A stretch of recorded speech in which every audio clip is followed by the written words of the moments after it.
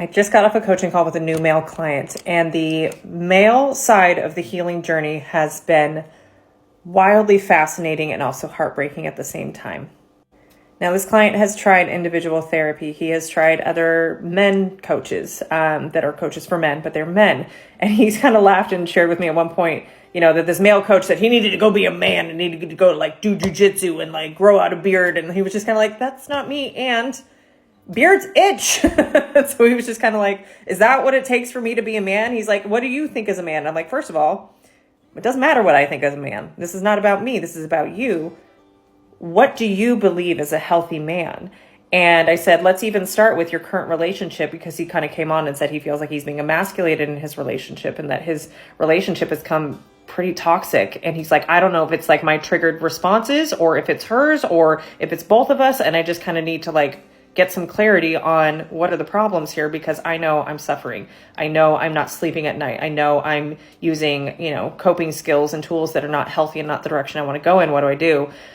And so we actually came up with what his definition of being a man was. We went through what it isn't, and there was a lot of what isn't. And so the opposite of what isn't being a man in his mind is what being a man is. So we wrote out a list. And so we had this list of these traits that he thought made for a healthy man and a healthy partner.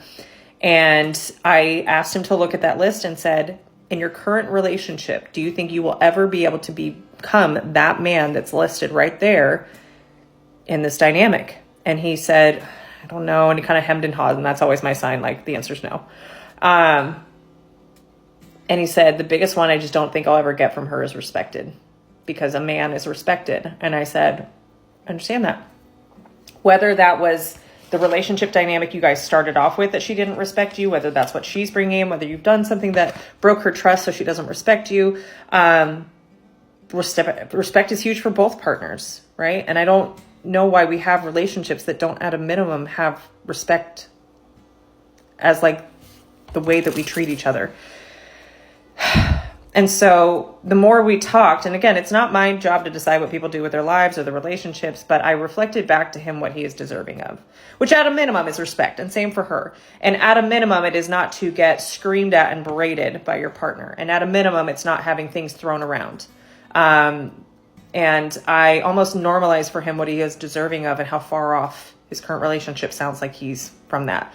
And I said, your nervous system is telling you everything that you need to know, but you don't seem to be listening to it. Your intense stress level and your mistrust and all of the experiences you're having is your body's way of ringing the alarm bells. Something's wrong.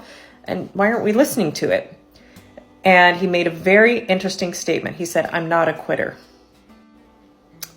I think there's a lot of men who carry that belief and identity of I'm not a quitter. So we peeled the layers, as I do, right? We get to the root of where these beliefs are created. Then we unblock your BS, your bullshit, your belief systems, whatever is blocking you. And I said, well, it's interesting that you label ending a really unhealthy, toxic relationship as quitting, right? Now, in full disclosure, he had 3 marriages before, so he has a history of not having long-lasting relationships, but he labeled it as quitting. Part of the magic of what I do is we get curious about the language you use. It's called neuro-linguistic programming, meaning your words indicate the underlying belief. And so I start to poke at very interesting words because I'm like, I don't know. If I was in an unhealthy relationship, I'd be like, deuces, I made a mistake and thought you were somebody you weren't. My bad, move on. And so I asked him, why couldn't you label it as a mistake? Why is it labeled quitting? And we actually peeled back the layers to even find that it was something that his parents had labeled him as a child, that he was trying to avoid matching that identity, that he had quit something. So he was labeled as a quitter as a kid. And so he had carried that identity that I'm not a quitter. And I said, well, can you be somebody who makes mistakes? He's like, yeah, I make mistakes all the time. I'm like, cool, me too. Can't this just be a mistake that you mistook what it actually was? They're not married, right? They're not, even if they were, who cares? What benefit and value are you getting by staying in a really unhealthy relationship because you're not a quitter? Because you're trying to prove to mom and dad you're not a quitter when you're a grown-ass adult and you're in a really kind of toxic, borderline abusive relationship. He kind of thought about that, and, he kind of thought about it for a little bit, and I was like, let me help you out. You are already a quitter. right? And he at one point said, like, I'm not a liar too. Like I said, I was committed to her. And I'm like, that's fine. But you're also lying to yourself, because here's the thing. You're quitting on you. You are lying to yourself. So the outside world is just mirroring back to you your internal state. We did an inner child exercise, which I know I roll for most men, but I promise you it's unbelievably impactful. In fact, it brought tears to his eyes, and every client I've ever done this with brings tears to their eyes 99% of the time. If it doesn't, it means they're disconnected from their body. We have more work to do to get connected to the body, but that's another story for another day.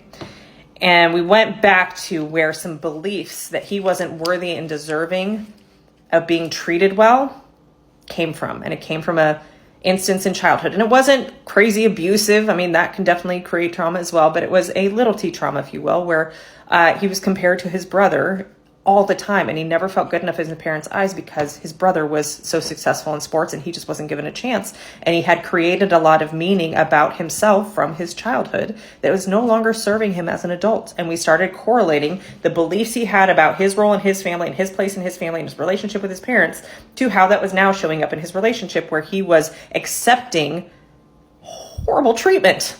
And I reflected back to him, I'm like, look, if I was in a healthy partnership with you, here's how I would respond in that scenario. I would want to make sure that you felt safe and comfortable and seen in her, because I value and consider you in a relationship. Do you feel like you're being valued and considered in your relationship? No.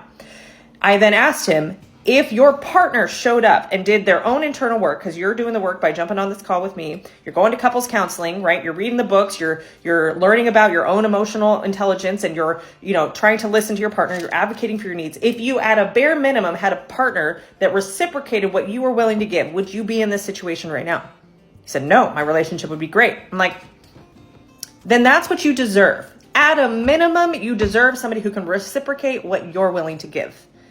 So why are we settling for less? Because here's the thing. I asked him, I said, do you see this relationship getting better in the next 3 to 5 years? He said, no. I said, do you see it getting worse? He's like, it's already escalating. I'm like, cool. How much more of your health are you willing to sacrifice to not be a quitter when you know it's not going to work out in the long run?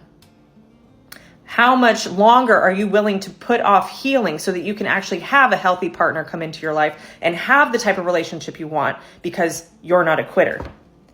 How can you change the identity of I'm not a quitter and reframe your situation so that you can actually start to live the life that you want? You're not doing her any good by being in a toxic relationship with her. She's not her best self. She needs to go do her healing work. She's not choosing to do that. She's projecting that onto you. So maybe she needs less of a relationship so she can go focus on her and you can go focus on you, because you two together are explosive and unhealthy.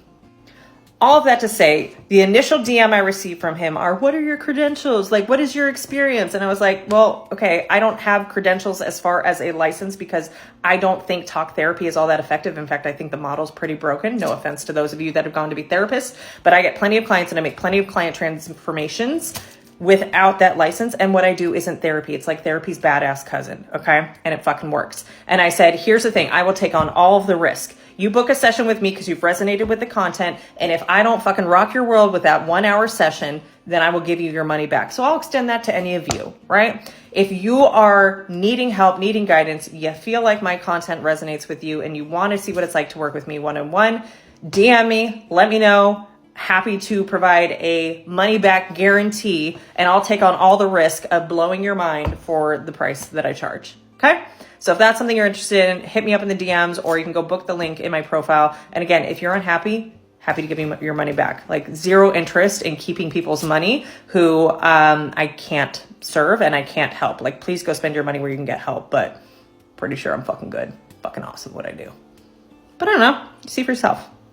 How rude of me. Let me introduce myself. My name's Tara, and I'm on a mission to create a self-aware army because it's lonely in these self-aware streets.